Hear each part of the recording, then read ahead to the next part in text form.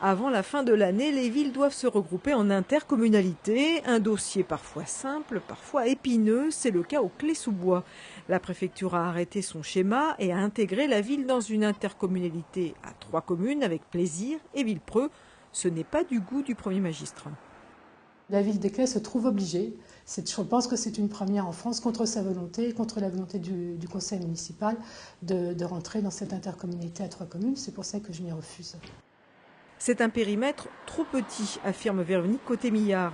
L'élu UDI s'appuie sur un texte de loi en cours d'examen qui stipule que demain, la loi va inciter la création d'intercommunalités pour des bassins de 200 000 habitants. Il faudra donc totalement revoir la copie. Pour la maire des Clés-sous-Bois, c'est de l'argent dépensé pour rien.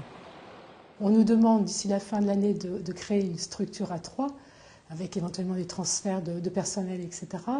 Et il faudra dans le même temps la démonter parce qu'elle va devenir obsolète avant d'être créée, puisque cette exigence d'intercommunalité à 200 000 nous sera imposée d'ici la fin de l'année 2014. Donc gros problème pour les habitants des Clés parce que ça sera une fiscalité additionnelle sans aucune contrepartie. Et là, le troisième problème, c'est un problème de gouvernance. Vous savez que 3, c'est 2 contre 1. Donc c'est difficile ensuite de pouvoir garder une certaine autonomie sur les projets communaux. Pour la maire des Clés-sous-Bois, la logique serait de se tourner vers l'agglomération de Saint-Quentin en Yvelines. La ville va saisir un cabinet juridique pour attaquer cet arrêté de périmètre intercommunal et ainsi suivre les traces d'Aubergenville qui avait aussi déposé un référé contre le schéma proposé par le préfet.